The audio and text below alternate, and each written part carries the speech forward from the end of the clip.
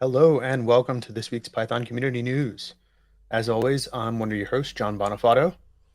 And I'm Jay Miller, a very Jay, how you doing coffee-inky this one. week? I'm all right. I'm doing better. Been a little under the weather, but happy to be doing the show. Happy I can talk well enough to do the show. So, yeah, let's jump into it. Yeah, so we got a couple of big stories that I want to cover this week. I think one of these is one you brought to the table. I think it's super interesting. So this is the Python Software Foundation's supporting membership sliding scale pricing. So big the big change here is that if you are in an area of the world where 20 where the previous uh, baseline price of the supporting membership for being a PSF member of $100 US is out of your price range, there is now an option to get in for as little as $25. Yeah, I really like this. I mean, the biggest thing with this is that obviously more people are going to be able to afford it, and it's not even just for people that live in, I hate saying like lower income countries, but countries where like the average salary is lower than that of like the Western U.S. or sorry, the Western Europe or the U.S. But also for students, for people who are underemployed or unemployed, people getting into the community. I think as the Python community continues to grow, one of the things that we have to do is we have to acknowledge that not everybody that uses Python is a software developer, is a software engineer. I'm actually, I've been helping someone with a PyCon talk, and they work in the transportation industry and they work in logistics. And, we talk about that industry, and it's so different in terms of how much money people are making on a regular basis. When I worked in the janitorial and sanitation industry as a sysadmin, and because of the industry I was in, I was making less than sysadmins in other industries. Same thing for marketing, same thing for other jobs. So when you're not just dealing with VC backed startups, fintech, industries, I can't remember the name of them, previously known as FANG companies. Like when you're not in those companies, giving $100 a year might impact you a little bit more than when you are in those companies and you are making a six-figure salary, or you're able to have that expendable income that can go towards contributing to this to the community that we love, which is Python. Yeah. Yeah, and I think that from a big part of my background is the community conferences space, right? So I think there's a lot of similarities between this kind of pricing and the pricing you'll see um, for conference tickets if you're going to um, a PyCon US or a DjangoCon or PyGotham, any of these conferences that have different tiers of tickets based on um, one uh, who's paying for it, right? A big one is um, whether it's a company paid ticket or in I guess the most comparable thing here would be like a company sponsorship for the Python Software Foundation. Two, you'll see a lot of conferences offer things like uh, educational or academic discounts, right? So you'll have a tier of tickets that are um, significantly discounted against the price for something like, right, the normal individual price that is, if you're a student, right, and you want to go to a Python conference, you can usually go for much more cheaply than a corporate or individual ticket, and often free. I think there's this other side of this that this isn't before I even say this isn't any leaning of my political leanings or personal beliefs or anything like that, but it's like an economics game. there are probably more people that can afford $25 a year than can afford $100 a year. And because of that, you wind up getting more contribution. So when you look at the idea of it takes four people to make up for the one person that pays $100, but if there are 16 times as many people that can afford 25, you've now replaced four people. So to be able to open it up and make it more affordable makes sense. And I mean, this is where this is why the App Store, drove costs down to zero. And I think it's like a balance. And I think this is what took the PSF so long to bring that change in and bring that sliding scale in, because it is a balance. If you say, oh, $5, okay, now you get a bunch of people that are contributing. Is that a good thing? Do you want everybody that can afford $5 to go in and vote? Do you want everybody that can jump in? If it's 99 cents, everyone will buy your 99-cent app. But if it's $1.99, people think twice about it. So it's like you have to find that sweet spot of, I'm willing to pay this much, but if I'm paying this much, how involved am I going to be? And that's one of the things that you and I talk about a lot on this show, is that our goal is to get more and more people involved in the Python community. It's not necessarily, to have the PSF make more money or get more funding, which, I mean, sure, those things can also happen. But we don't just want people blindly involved. We want people to take active participation in what's happening in the community. And I think the only way that they can do that, in many cases, is either with their time or their budget. And not everybody is like you and I, John. We can't, not everybody can, meet their annual, or I guess monthly, requirements for, community contribution by doing a podcast that takes, 10 hours out of the week to knock out, or 10 hours out of the month to knock out. Well, I think that uh, more people, far more people would qualify on that basis than actually take advantage of that level of membership, right? So there's for anyone listening in that doesn't know the different tiers of or different kinds, I guess, of Python Software Foundation membership, right? What we're talking about here is the sliding scale for the supporting membership, right? So this is, and as you mentioned earlier, Jay, this will be more accessible to a lot of folks can um, who can afford $25 but couldn't necessarily afford $100. Um, but at the same time, that $100 or 99, I think, tier isn't really going away, right? If you are in the right, you're working for a big tech company. Uh, my reading of this is that that's still your price, right? It's still the $99. The $25 at the bottom end applies, based on your circumstances. Yeah, the way that I tried to go through the actual flow of, like, how do I become a member. And when you do, like, become a member, I think it's like psfmember.org or something like that.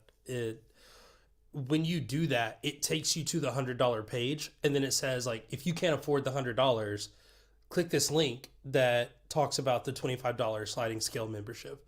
And then from there, it's like the base amount is $25, and then you can add, I think, as much as you want after that. And that's what it's designed to be. It's like, okay, pay what you can. I know that usually in, like, pay what you can services, there's usually a minimum, and that minimum here is $25.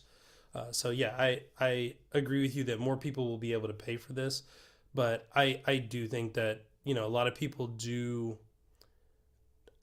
I think not enough people look at this other option of, like, if I'm just active in the community, my active community engagement may qualify for me to become a voting member.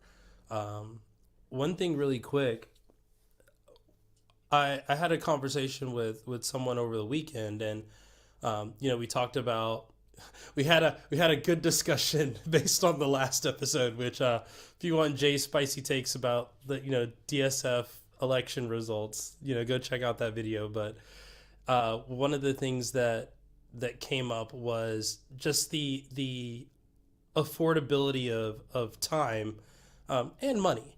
So I think one of the things that I've been guilty of in the past is saying, if you can't afford financially to support the PSF, then you should give time. And I always say, time, treasures, and talents. Like, contribute code, contribute your time volunteering, or contribute, from your wallet.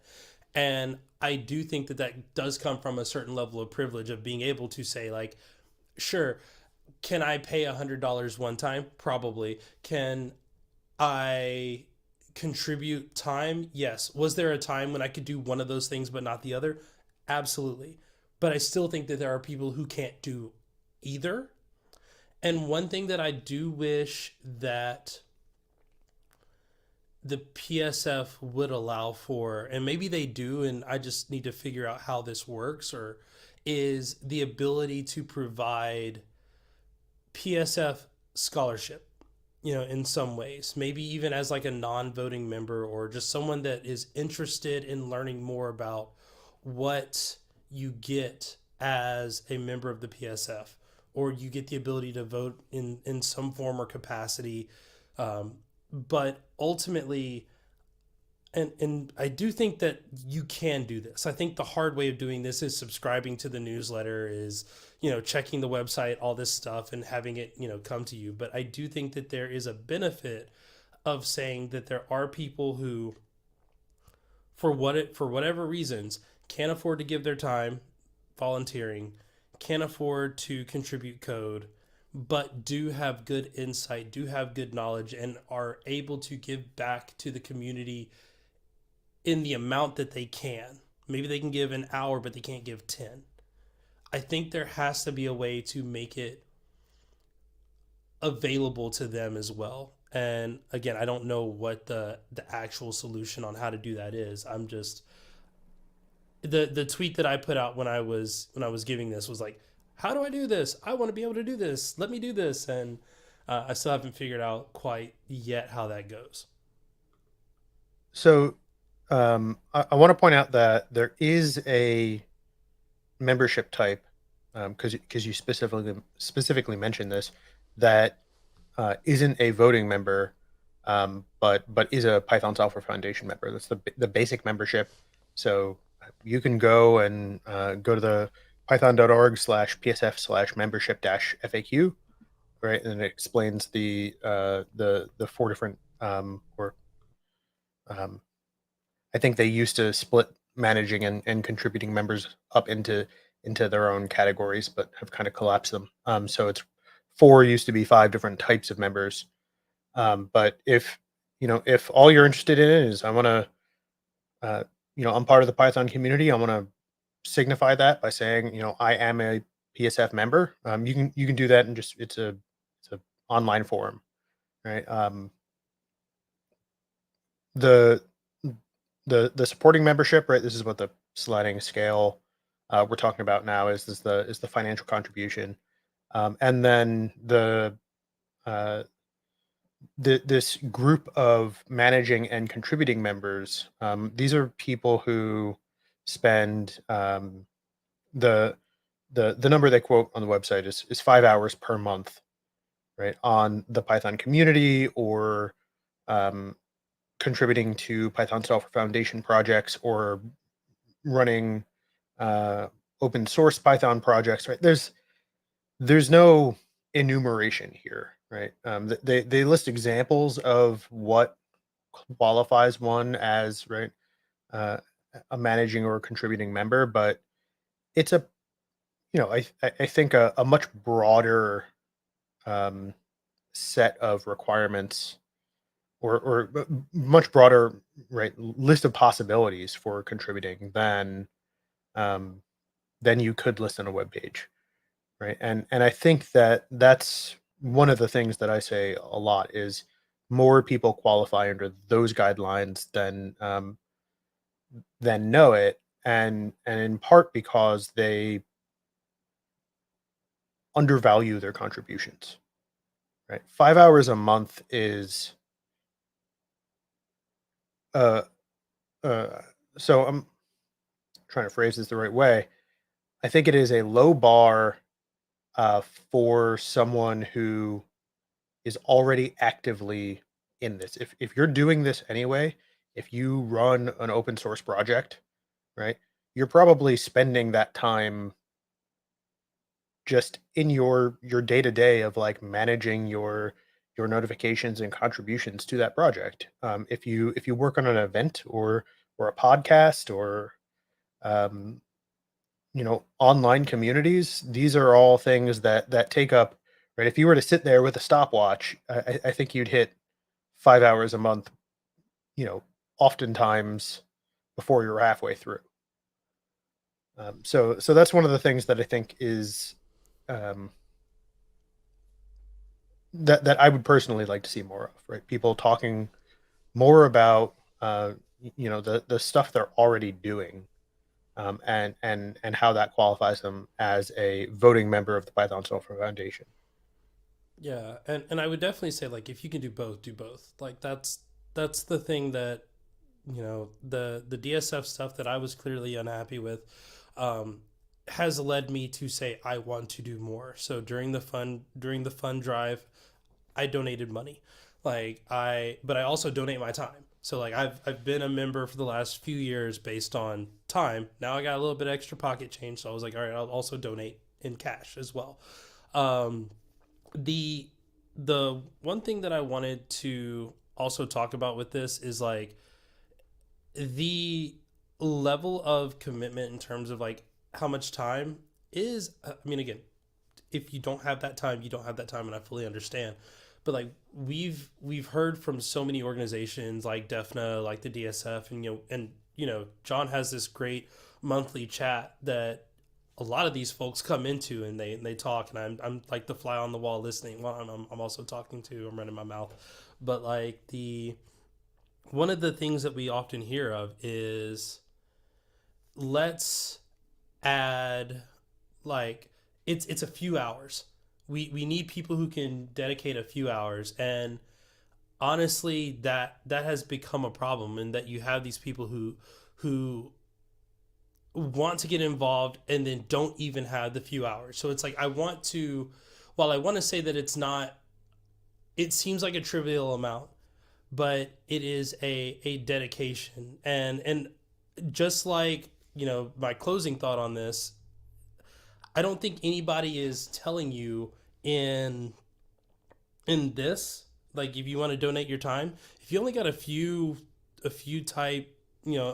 minutes or a few hours, and you do 4.5, nobody is going to sit there and make you like give them a timesheet, if you're short on it. um that being said, also nobody's going to vet your reasoning for selecting this $25 amount.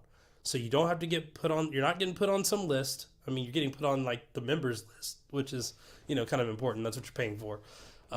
But no one's going to sit there and judge you, or, try to come back if you say like, hey, I'm underemployed, I can't afford $100 right now.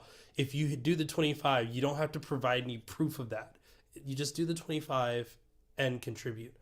I fully believe that the PSF is trying to make it easier and easier and easier for people to contribute, get involved, get engaged in the community. And this $25 a year, which, I mean, again, I want to remind that that's a year. It's not a month, it's a year. Um, that is a relatively inexpensive ticket. And like I said, if you don't have that and you have time, cool. If you don't have either one of those, but you really want to learn more, you can sign up to become a free member. You don't get to vote, but you still get access to all the other information, and you get to see what it's going to be like as the community continues to move. And I think that at the minimum, if you're using Python in your job at almost any capacity, you should at least be a free member. because things change. John and I were talking about this yesterday. Like we've been automating a bunch of stuff for the website to make it easier for us to do more content, more videos, more things like that. And one of the APIs that we use changed. I'm not going to say it changed out of nowhere. I probably did get an email saying that it changed. I probably put it in my archive or deleted it. But it did change. Things change. And you want to be a part of the audience that helps to steer and have conversations around that change. Otherwise, you're going to be the people that are sitting there like, how come people are doing this? How come somebody said that we need to do it this way versus this other way? If you weren't in the conversation, then, it's unfortunate. But you could at least be in the conversation by becoming a free member. And then by becoming a paid member, you can also vote on the people who are responsible for enacting that change, which is actually happening right now. They're doing the steering council elections. Go check out one of our other videos that we put out this week on that about who all the candidates are. But getting more involved, subscribing to channels like this one, getting involved in the community, learning about the things that are happening, not just on the code side, but on the administrative side, is the way to make sure that the things that you want to see coming in Python in the future actually happen. Yeah, I think your point about uh, folks who use Python in their work is an interesting one too. Um, there are a lot of people who, right, don't participate in the like off hours uh, community aspects of it, right? And um,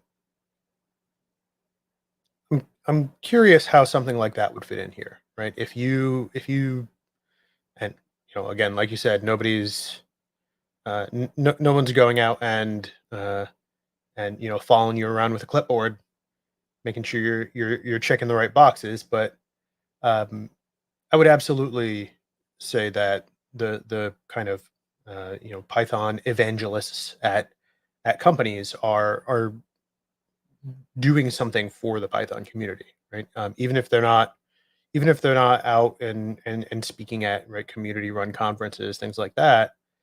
They're if even if they're not themselves managing open source projects, um, there's a lot that goes on right within a company in terms of choosing tech stacks and being on the forefront of right. Uh, Python 3.11's out now. Python 3.12 has alpha releases, right? If you want to be in an organization that is right, um, always staying kind of at the front of those releases, most of the time it's on individuals to go and push those things, right? And make sure, hey, look, our test suite is passing on, the most recent release. So let's flip over to the newer one, so that we're not behind on things. Um, I think there's a lot to be said there around uh, promoting the use of Python uh, within private organizations like that. Oh yeah, I think that you know in my job as a developer advocate, one of the things that we constantly say are decision makers write the check. That upper level management write the check. It's those lower level employees that choose the stack. And the reason I say that is if the stack is problematic, those people will leave. If the stack is hard to use, those people will leave.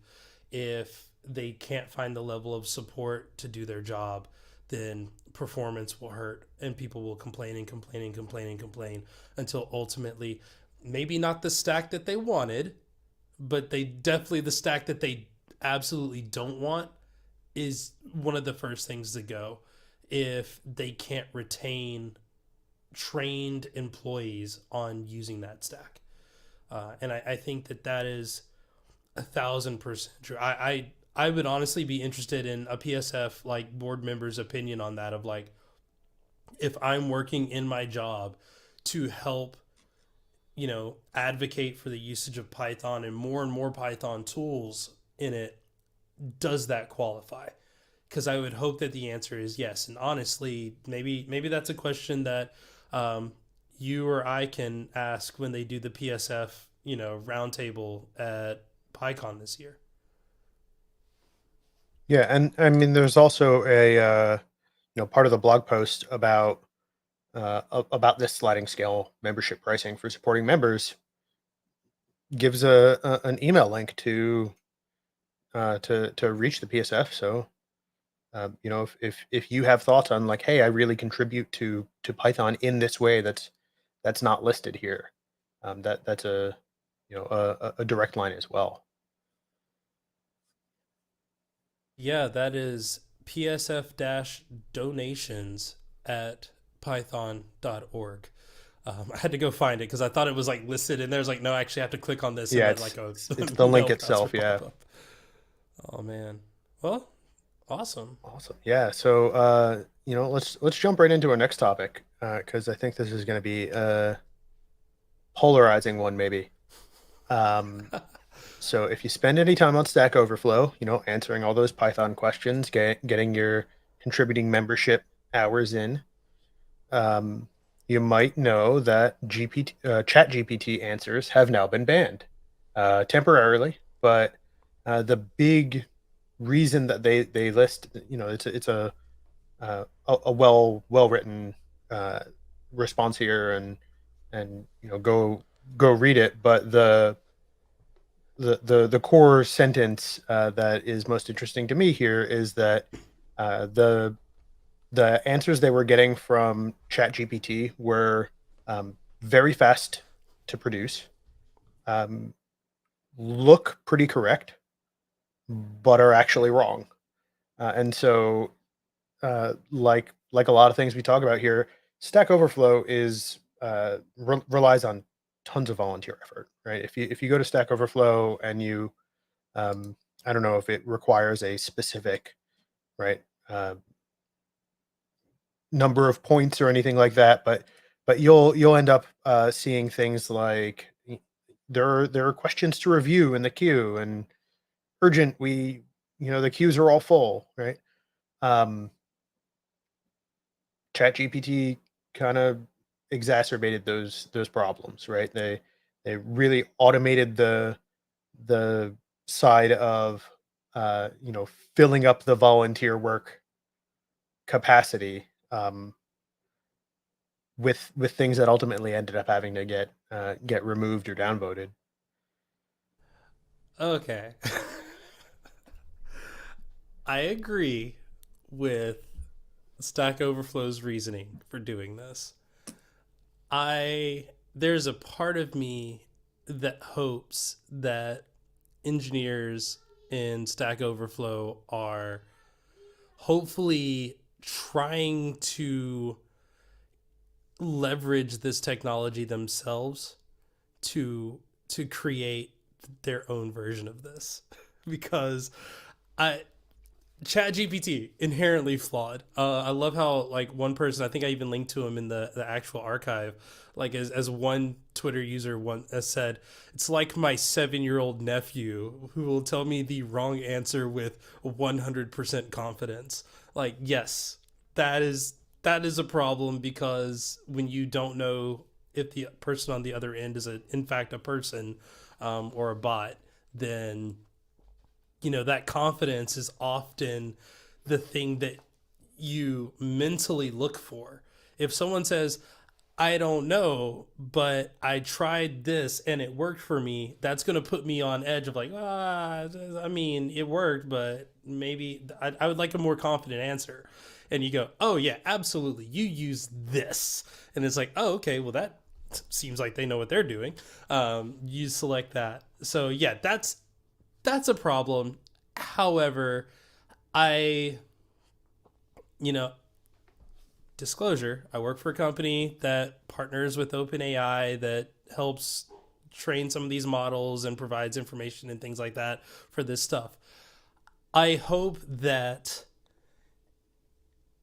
there is someone working to solve the I have a problem and I'm looking for someone to provide an answer for me, because my personal experiences on Stack Overflow have been relatively negative. And that is a shared sentiment amongst a lot of people, especially people from historically excluded groups. My co-keynoter Melanie Arbor mentioned that even in Django Girls and Pie Ladies events, when the conversation goes to Stack Overflow, the usual way that it's referred to as is this is a read-only service. For your own health and safety, do not contribute. So there's a part of me that is a little jaded, and I will acknowledge that. But I do think that overflowing the site with inherently incorrect answers for clout, because you need that clout in order to contribute more to Stack Overflow. So it is literally the snake feeding itself. I think is wrong. I will say that. But I do hope that there are, if not Stack Overflow, other services that are saying, how do we potentially get this in front of more people so that a lot of the lower level answers, a lot of the answers that are extremely popular do get fed, so that when someone asks that question, it's like, here's an immediate answer. Because I've asked questions and had to wait like weeks for someone to put like, did you go to this blog post? And it was like, yes, I did. But also, like, it took a week for one person to point out the very first blog post on google.com.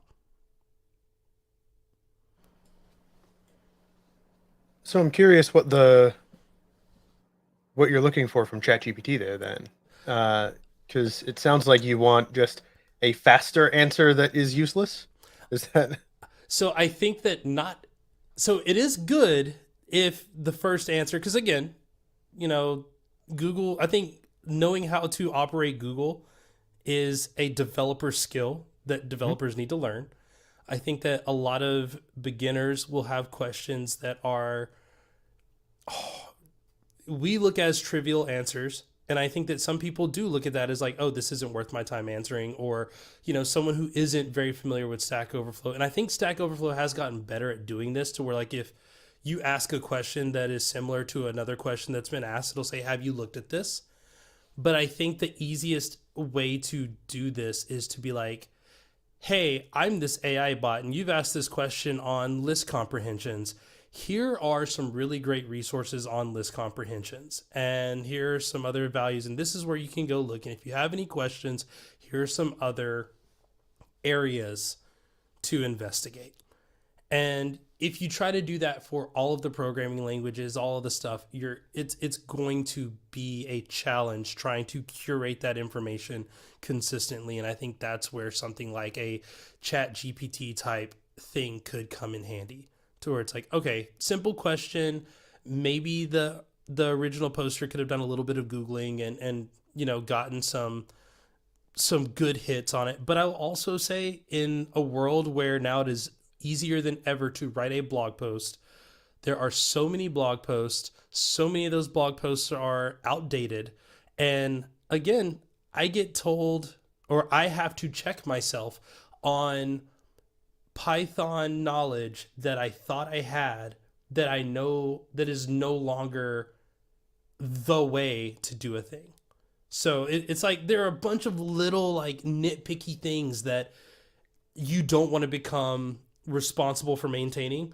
So if you can figure out the automated or AI version of that maintenance, cool, do that. It's going to make those beginners' lives a lot easier. You can even have it include ways that they could improve their, you know, their Google search skills, their Stack Overflow search skills. Because I mean, yeah, when I might have a simple problem in a language that I'm not familiar with, and I don't know the right terminology to even find the answer.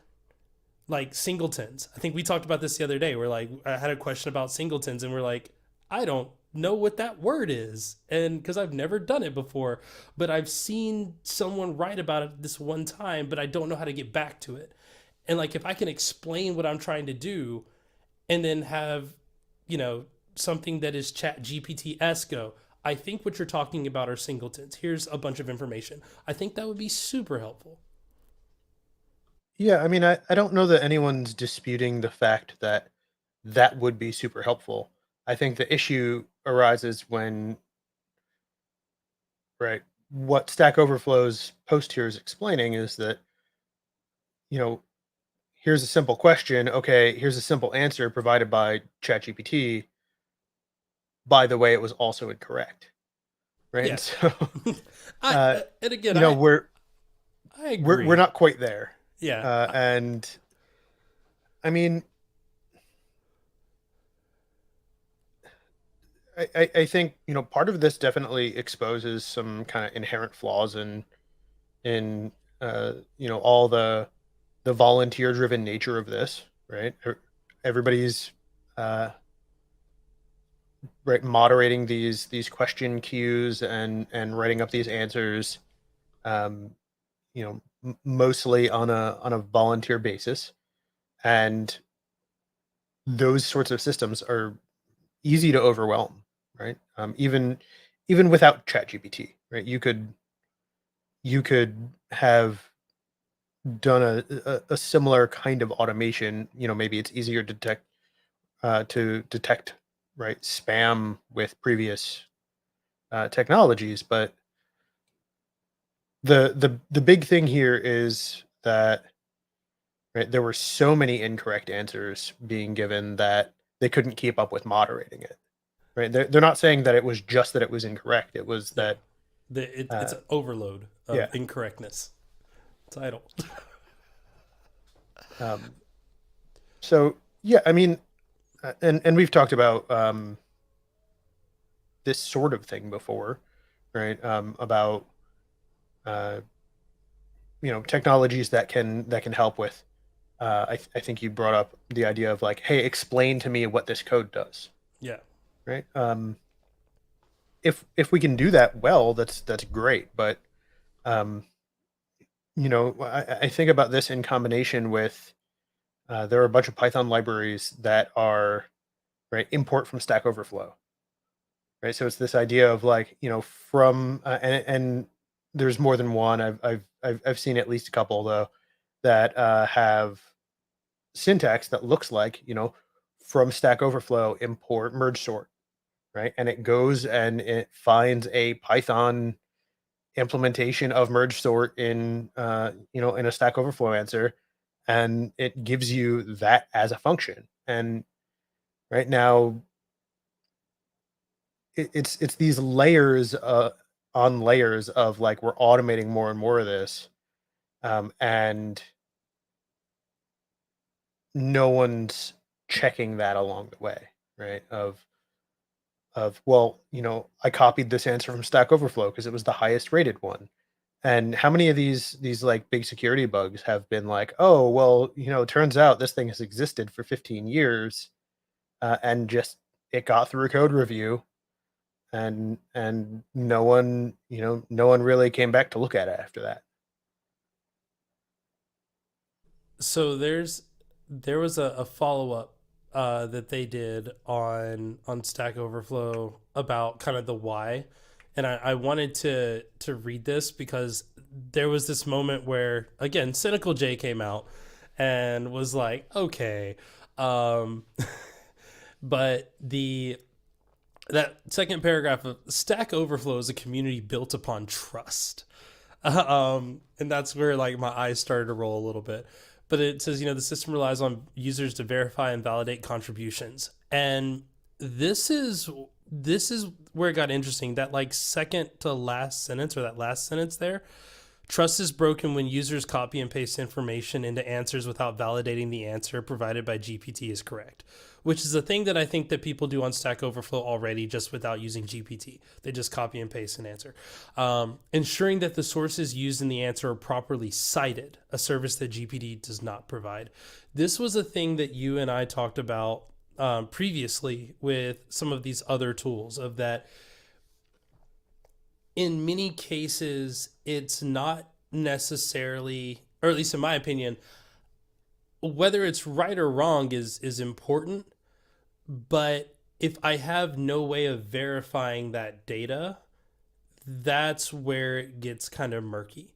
And I know that, inherently some of the controversy around the overall AI world is, where did this data come from? Where was this information collected from? How was it collected? What was the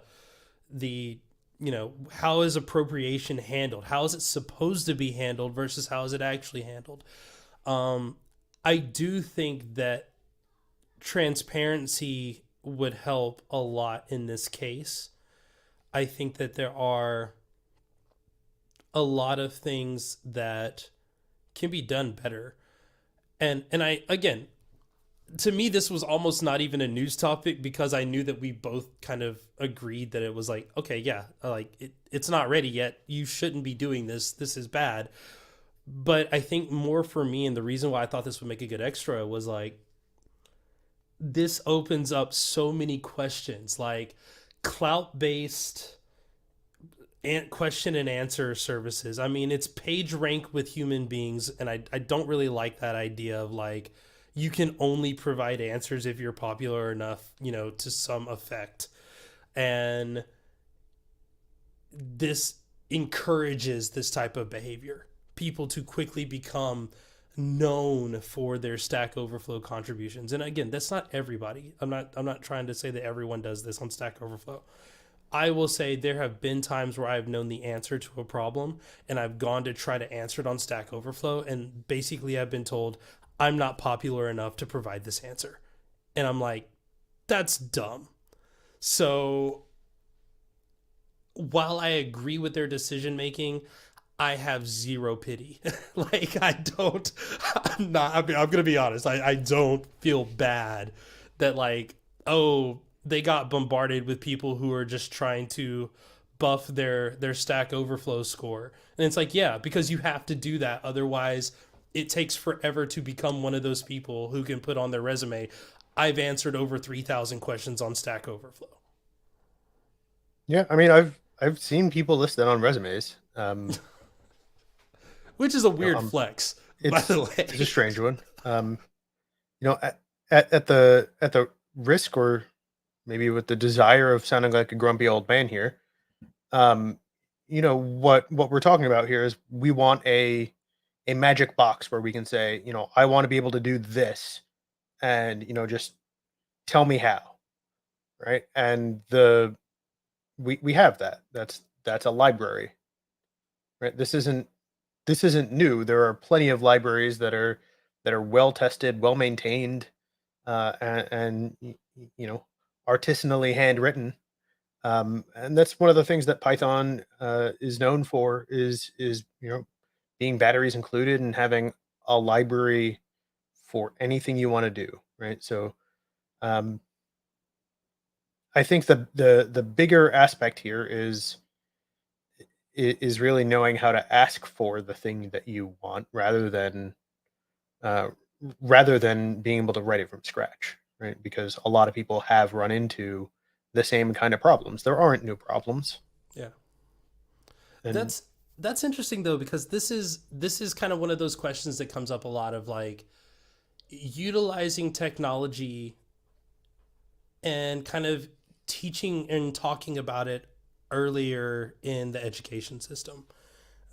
This is one of those things where, like, will teachers be able to identify papers written with Chat GPT?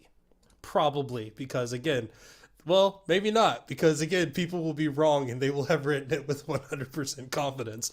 But is there ever a moment where, like, I mean, I will show my age a little bit. It's not that bad.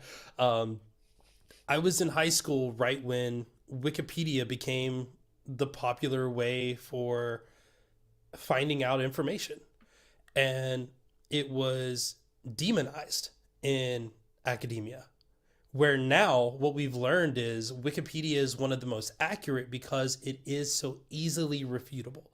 If someone makes a typo, it's easy for anybody to be like, that's a typo, I'm going to correct that. If someone mistypes an age and says, you know, Jay was my favorite example, I have police data records where someone entered the wrong value into an Excel spreadsheet and it pre-populated the year to be in the future.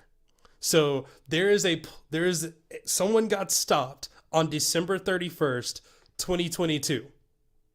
Think about that. And I have reported this and they still haven't fixed it. So yes, I'm a little angry about it, but like it is one of those things where like if it's so easy for people to see it and do something about it and have fact checkers come back and be like that's good or that's bad, this is good. But a lot of people will develop opinions, and I had a conversation with this with my hairstylist. Even like he took CAD in college when CAD was new, so like you had all the architect professors like demonizing computer aided drafting and praising, oh well, how are you gonna fix the mistakes that get made and they get mass produced and it's too late to da da da da da da.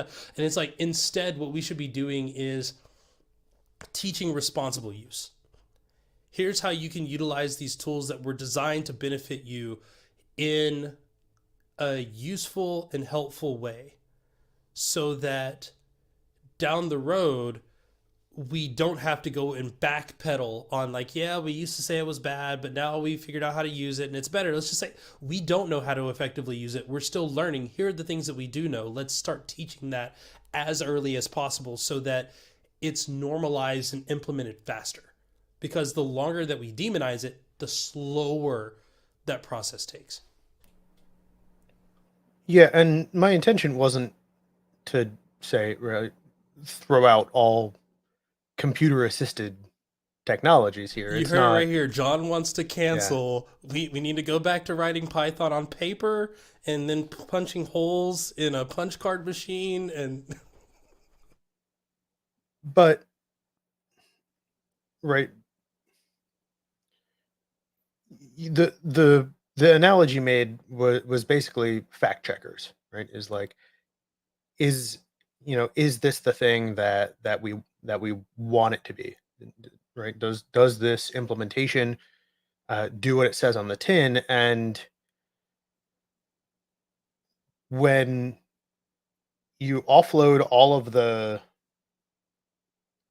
onus to right the people, because this isn't a it's not a right technology in a vacuum problem. It's how it interacts with people. And so when you say, okay, well, here's 9,700 answers for how to sort a list that uh, and yeah, I'm being hyperbolic, but um, according to them, you're not, though. That's what I mean. That's what they're saying is like, oh, we got so many wrong answers at one time, we couldn't handle it. right. But I meant with saying 9,700 for that specific question. But yeah, right when you're saying, okay, we'll flood the people responsible for ensuring that things are correct with things that are more often than not, right? It's hard to really look at that and say um, that right, from the outside it's materially different from a coordinated attack on that system, right? And you see this in like political uh, commentary all the time, right? Like someone will rattle off these uh, multitude of what they claim are facts that end up being untrue, and right, you fill the conversation with, well, no, that's not how that works. That's not what that person said. That's not anything that has ever happened. And now you're so far down this rabbit hole of verifiably and verified to be false things that you've missed the thing that you were going for to begin with. I, I agree with that. I also wonder if accuracy is the thing that they're looking for, why do they keep all of the wrong answers submitted by humans on there as well? That's a very fair question. And I can't speak for Stack Overflow's intention there, but it's a I think at a kind of at a zoomed out look of the idea of this thing, right, is and any of this AI assisted coding, right? It's got to help more than it hurts. And it also has to not introduce new unchecked ways of failure, right? Because you have these kinds of things like, well, your car has autopilot, but definitely don't blink because autopilot isn't reliable, right? This is a an exaggerated version of what people actually say about that. And you know, is it technically true that autopilot, when said to like an airline pilot, isn't a free pass to just nod off? Sure. Can you tell a person on the street, hey, this thing has autopilot, and they'll think that that is a system that you still very much have to keep an eye on? Maybe not. I I think that the because I mean, again, I'm trying not to make this. Jay is just does not like Stack Overflow as an idea, because I do think it is helpful. I do think that it's helpful, and again, I don't want to demonize technology for the sake of demonizing it. Um, I do think that Stack Overflow is it has some issues with it that make it hard, because my thing is, okay, talk about what you're doing behind the scenes with this then. Like, again, Stack Overflow is a wealth of knowledge. If Stack Overflow said, like, hey, we want to work with OpenAI to help train this GPT model, they have a wealth of both good and bad answers. And I mean, I wouldn't be surprised if this model didn't train on some of that data already. And this is where I'm like, what is the purpose of Stack Overflow? What is, not what are they saying their purpose is, but what is the purpose? Because if the purpose was to get the right answer, then they would, once an answer was verified, they should remove all other answers. If someone said that this is the answer, and I understand that it's not that easy because it's not always going to be the answer. In fact, sometimes I have figured out the answer to my problem by looking at the wrong answers. But if that's the case, what's the harm of letting ChatGPT in then? Because if people can learn from the wrong answers, well, then they can learn from ChatGPT. And I think if it's just we don't know what to do, say that. That's fine. We don't know what to do. We don't want to, we don't want to demonize all of the wrong answers. We can't handle all of the. I mean, we don't feel comfortable marking these as potentially computer generated answers.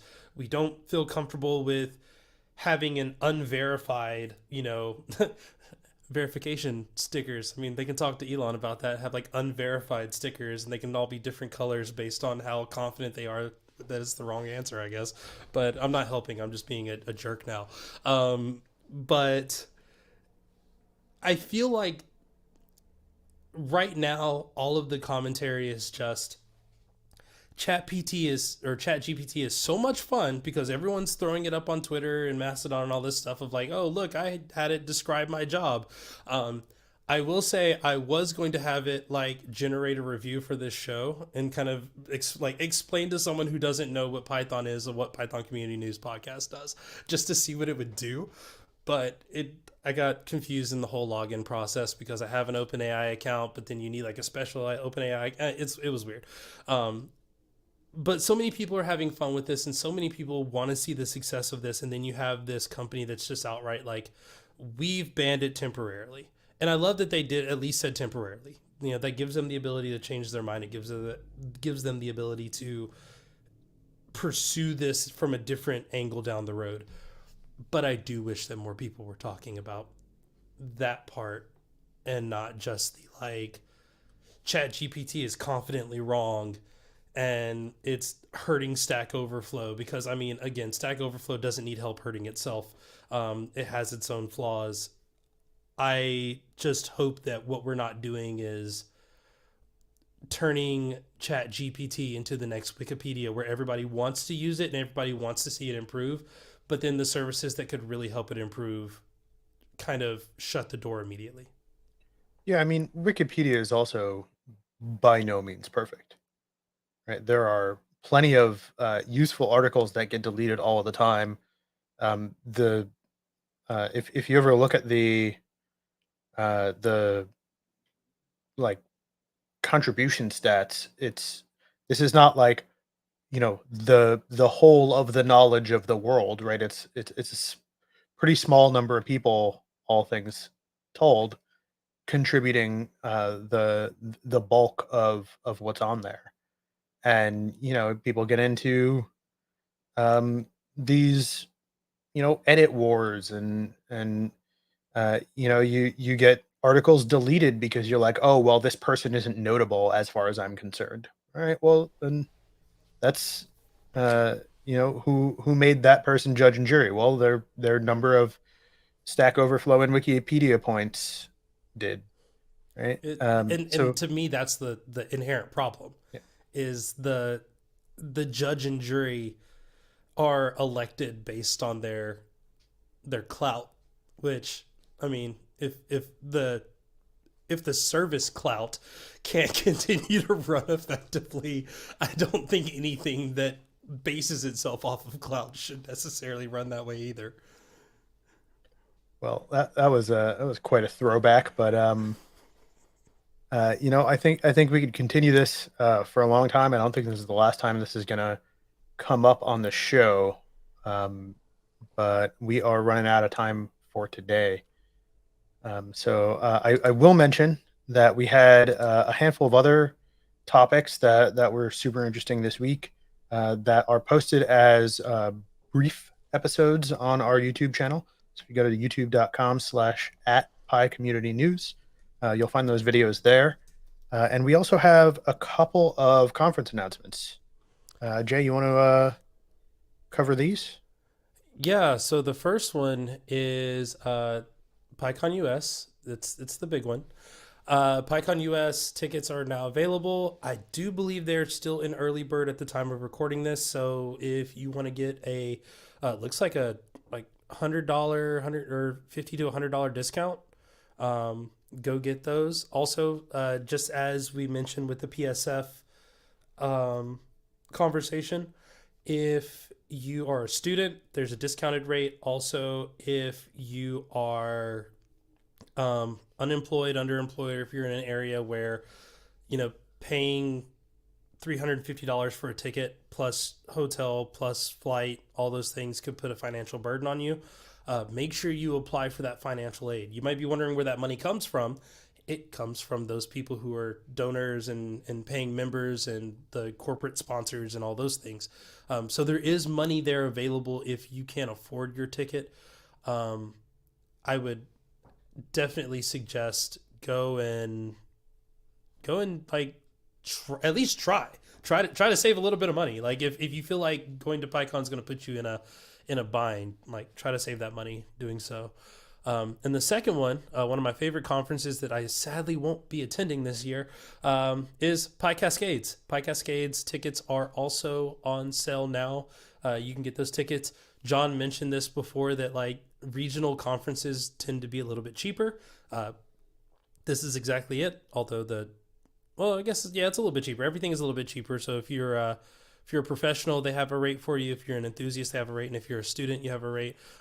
I know for a fact Pi Cascades also does financial aid support. Yep, there. Because Pi Cascades was the second conference I ever attended, and I attended on a financial aid scholarship. So definitely one of those organizations that I really support and endorse going to. It's a great first or second conference if you want to go to it. yeah, go check those out. And as John mentioned, we have a bunch of other content that pops up throughout the week. We have plenty of ways for you to catch up with us. Python Community News is the channel. Pi Community News is how you get to us. youtube.com/@PyCommunityNews.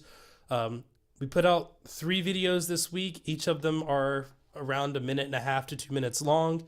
There might be a supercut, depends on if my voice holds out. But we're going to be doing that more, where there's going to be videos during the week. Also, there is the newsletter as well. And of course, I am writing all of this stuff out as we go. But Python Community News is the newsletter as well. buttondown.email/python-community-news. And if you're like, that's too many things, I can't figure out where they all are, simple enough, pythoncommunitynews.com. Give you links to all that stuff. So yeah, go over there. All right. We miss anything this week, Jay? We did, and one of my favorite people just entered the chat, but I think that's going to at least wrap it up for the main show. Do we have time to continue our discussion about security breaches? Sure we do. All right. Well, I guess in that case, I'm Jay. I'm John. And I'll actually let you say it this time because I forgot you're leading the show, not me. And this has been Python Community News. Tune in next week. Oh, man. Hey, Kojo, how's it going? I see you just... That makes me happy. It makes me know that the people that were in chat, none of them were Kojo, which is great. That means we had more people than are usually here. Awesome. Yeah, before we started the show, John and I were talking about LastPass, right? I want to make sure I don't I don't want to be like this other security company got hacked. LastPass had this security breach. And before we say again, yeah,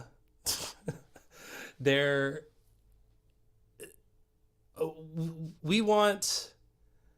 Hey Trey, yeah, this is on my Twitch. It's also on the Python Community News YouTube channel, and it's on LinkedIn. Yeah, so LastPass got hacked again. Some of the rumors were that this was due to one of the previous breaches, and we were talking about where does this fit in the conversation amongst Python developers, and my first take was clearly this is why the PSF sending people hardware tokens to me is important, because all of these breaches have gotten worse and worse over time, and there will be a breach where someone's account is infiltrated. And I mean, it happens. People's accounts get infiltrated.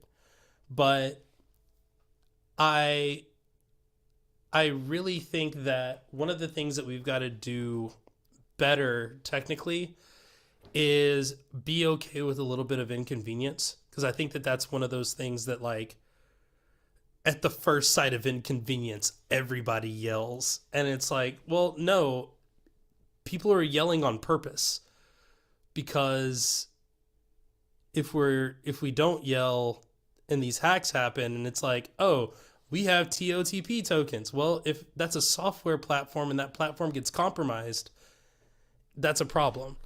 And it's a lot harder to compromise one of these things than it is a piece of software that's tied to an account, that's tied to a bunch of other stuff. So to me, it only makes sense to say the more and more we rely on these tools, the more important it is for us to secure them as much as possible. And John will be right back. So while he's doing that, I'm going to keep riffing. And I would also love your opinion on this. The other side of that is, oh, you're back. Okay. I just basically recapped everything that we talked about before the show. The other thing that I want to throw out there, and open it to John, is when you have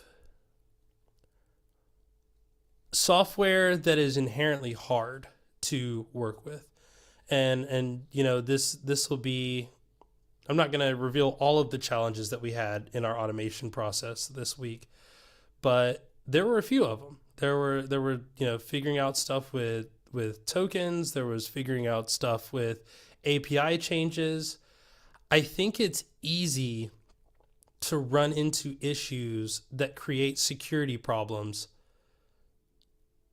Like I mean, I think it's almost too easy to do that, and things happen by accident. So why not make it as hard as possible to let one accident completely ruin, you know, not just your software, but the everyone that relies on your software. I mean, I think the answer here is you ask a bot to write it for you and then unplug the computer. If you have Chat GPT, I don't know, it can't do that yet, but I mean, we talk about that idea of Copilot and things like that. There's a part of me that wants Copilot to do the dangerous stuff the right way. Like, hey, set up my authentication stuff again the right way. Make it right. Don't. I'm not telling people to go out and just like type in some comments and tab tab tab tab tab. No. Once we figure out what the right way is, have those systems do it the right way, because at least then user error is mitigated a little bit more. That's that's a software library,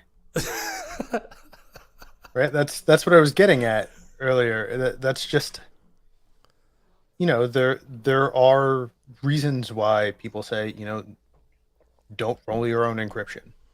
Yeah. Right? There are existing, well tested, um, and very adversarially, right, attempted to be broken encryption schemes out there that people can use. And the way that these are often implemented these days is, right, there's like one implementation that gets bindings in a bunch of other languages, right? And uh, I see, not much of a difference in a lot of the things we're talking about. So, like with the um, security and convenience have been mortal enemies since the dawn of time, and not just in software. I mean, so this is a good point, but there, but I don't think it's universally true, right? There are uh, kind of changes in the broader strokes of how these things happen that amount to something being more secure and more convenient, right? Jay, you were talking about your, I don't know if it's a YubiKey or if it's a It's a like a Titan key, Titan. Yeah. So which I right. should have got the Yubi key because the Titan key only works for like half the stuff, which makes me upset. But it is what it is. Hmm. It's like other, like, okay, yes, I work at Microsoft. I'm in the Apple ecosystem, and while you can use a Yubi key to authenticate, you can't use a Titan key. Don't know why. It's really confusing. Would love if someone has an answer to how to do that. Please tell me, because I would be using my Titan key for everything. But like, I don't know why some companies are, I guess, in the pockets of big UB than they are.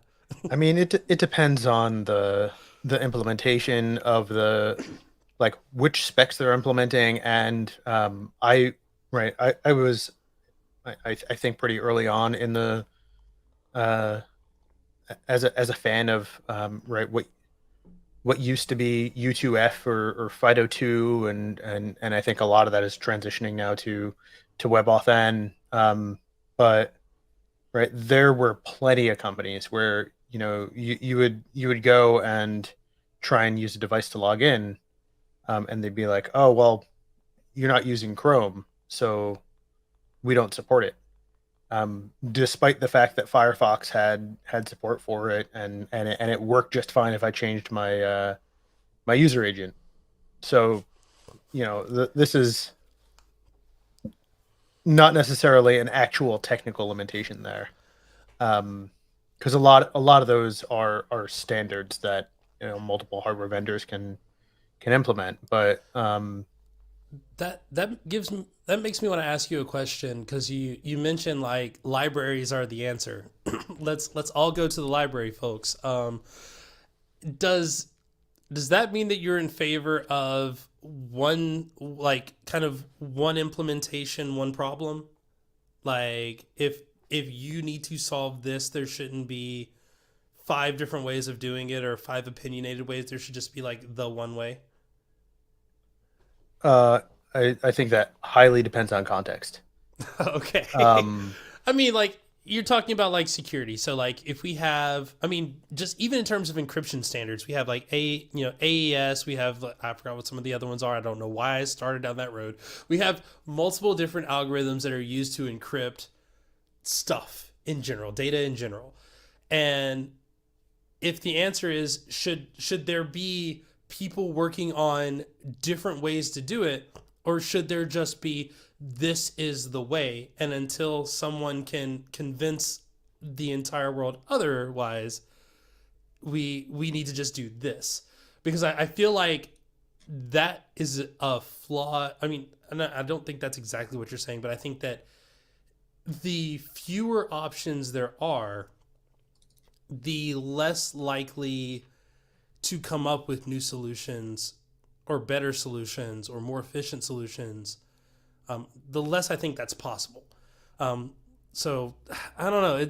It's not this isn't an easy problem, and that's where I'm like,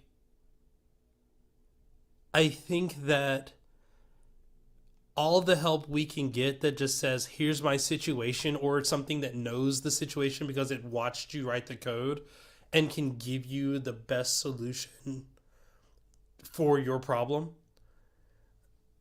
I mean, I still lean kind of on like the AI assisted stuff, not necessarily over saying like there should be one implementation solution for each of these. And I don't think that's what you're saying, but I feel like I'm trying to figure out where you are in the spectrum of that. And also, why do we have more people watching now and engaging with us than when we actually recorded the show?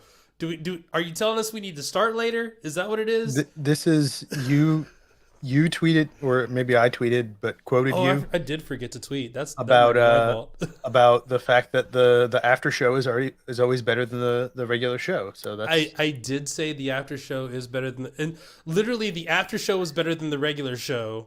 We changed the regular show to be more of the after show, and then did the after show, and now everybody shows up. fashionably late is the phrase. So again, all of this is very context dependent. But in an example of a security related thing, there is and I don't know if you're familiar with this, but there's I want to say it's annual, a thing called the password hashing competition, right? It's where people propose uh, algorithms for, right, how to most securely hash passwords.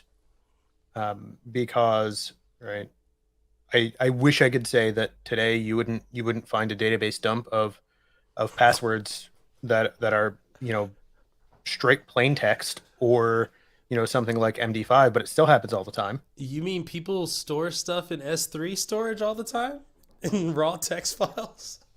Uh, Databases, S3, you know, go to Shodan, find all the completely unauthenticated caching servers on the internet if you want. There's all sorts of this stuff, and right when it comes to stuff like password hashing, right, this is one of those cases of maybe not everyone's opinion holds the same weight. Maybe the academics who have devoted you know decades of their life to understanding how this stuff works are a little more uniquely qualified to judge these. So they all pit their algorithms against each other, and that's how you get these new standards like Argon 2, and I don't know if bcrypt was part of this or not, but right? So that's how this stuff often moves forward, right? Where you Yeah. say,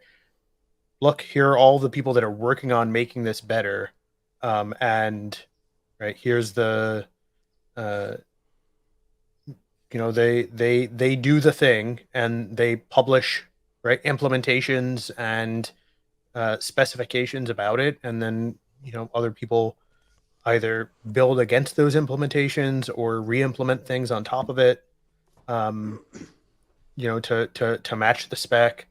Um, and yeah, so in the context of like, should I ask, a bot to create an Argon 2 implementation for me in Python? Absolutely not. Don't ever do that. Not for the Don't do purposes that. of like writing secure software. Yeah. Um, if you want to understand right how these tools work, implement those. There's all sorts of things you can learn kind of only by trying to implement these things. But if your goal is like, I want to store my password securely, you shouldn't be writing these yourself at all. You should be importing the well-tested library. And in Python, most of the time that is like, oh well, it's a binding to a C library, or in more recent years there are like bindings to Rust libraries and things like that too. And so you don't have to, one, you don't waste time, Yeah. um, You don't which waste time on a bad implementation. yeah, and I think that's one of the biggest right arguments for using assisted coding like that, right? Is Yeah. it's going to be faster, but two, it's going to be more secure because people try to break it all the time, right? As opposed to saying, come up with a brand new, unique version of this that is vulnerable in ways no one's ever thought of before. Um, and so yeah, in that particular case of like, I want to, uh, right, have a password hashing algorithm. I think there should be basically, uh, yeah, one or a few, um, kind of modern standards that people gravitate around, and those get pushed forward by the people doing the research in those fields, not just, hey, I'm bored this week, I'm going to rewrite how my passwords are stored.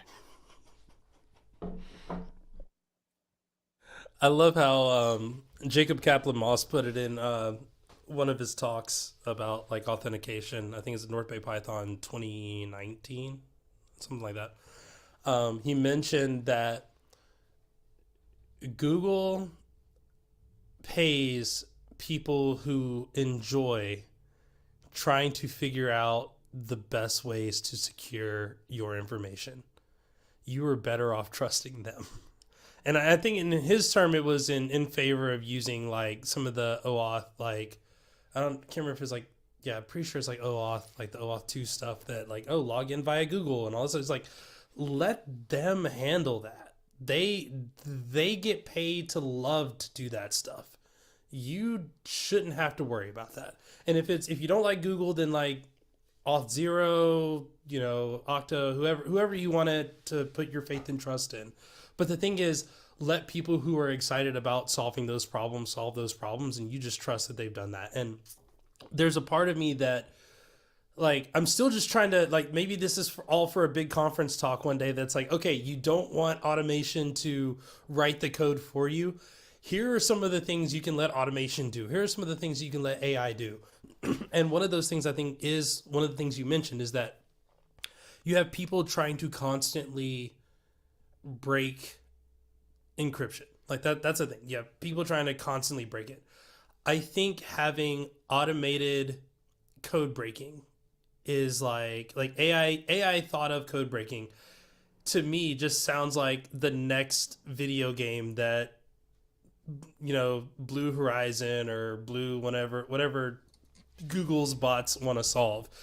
I would have them just hammer different implementations of solutions that we thought were solved until they come up with something that no one's ever thought of. Because I watched all of the like video game like speedrun things, and I look at how like they implement some cheat that only only AI could implement, or only machine level input could implement, and it's like, oh, humans get really good at replicating machine input once they know that it exists and once they know it's possible. So just let bots break all the code, and then when they do, be like, this is how we broke it, so that we can work, and maybe this is how we secured it. Here are the 8,000 ways in which this didn't work. Here are the 5 ways that it did work, and then here were the changes that we did to make sure that the thing that did work no longer works. Well, Jay, you are in luck. Oh, here we Uh, go. and I think, Libraries, right? um, uh, I mean, yeah, in a sense. Um, I think we may have actually covered at least something related to this on a previous episode. But Google has a project called OSS Fuzz, right? Which they use fuzzing techniques against open source software libraries to find vulnerabilities automatically, right? And you know, did did they slap the letters AI on it and call it the next best thing? No, No, they it's put it's blue in on all of their AI stuff. um, was that? They put the word blue in front of all their Do AI they? stuff. I was just thinking of like the Um, was it the chess bot? I think it was Blue Horizon, and there's like blue others. Now I gotta look it up because I'm pretty sure like all their we have conquered this game using AI. It always starts with like blue. well, the so OSS Fuzz is and I think that's been around a while now. It longer than ChatGPT anyway, and it's a project that has a bunch of open source projects that they test against to automatically uncover vulnerabilities, and it finds stuff that's hard to hard to discover right on your own, and there are plenty of things like this, right? If you talk to somebody in the world of like penetration testing, right, it's not someone sitting down and saying, okay, well, I'm gonna sit here and type out the thing that I think might be the linchpin in your whole system, right? There are automation suites for a lot of these types of things, and they are genuinely good, right? I'm not trying to argue against all automation here, but I don't think that the AI version of this is proven yet, right? Whereas um, OSS Fuzz and the tools that it uses are well tested and have found errors in various open source and closed source libraries, um, and given people right the information they need in order to go and fix those vulnerabilities. So this is a generally good thing that we have in the world, and it's already happening. So like we don't have to wait for in a couple of years when people are using AI to do this, right? This is happening today and has been for years. I like it. Well, the longer we record, the longer the downloads will take. So I think that's a good way to market. Although I do want to say, I'm still hopeful for AI assistants becoming more and more encouraged, if only so that we can do AI assisted speed runs of coding problems. I want code kata and code battles and advent of code and all that stuff to be taken down and have a whole separate tier of like who did this the fastest using AI. I want to be able to hit tab 3 times, solve the problem, and go, and let that be the new world record. So, What's the Code Combat? I think that's the game that I'm thinking of, something like that, yeah. where you get to write functions that control your like um your army of characters against a computer or maybe another player. I think it's something like that. Yeah. I always think of like the code assisted or AI assisted speed runs and stuff. I'm just like, oh yeah, that should just be that should be work, because if you do that in work, you get a lot of free time back, and I'm all about my free time. All right. All Well, right, folks. I think This it's is yeah, this has been our after show. Yeah, the after show. This has been fun. Thank you everyone for hanging out with us. If you're not yet, make sure you're subscribed to the YouTube channel and all that stuff. More videos coming to the YouTube channel. I That's the one thing that we'll say is the live streams are great. If you go to the live stream, you are getting like a fifth of the content that we're putting out. So more of that. But yep, youtube.com/@PyCommunityNews. And until next time, we'll see you later. See you next week.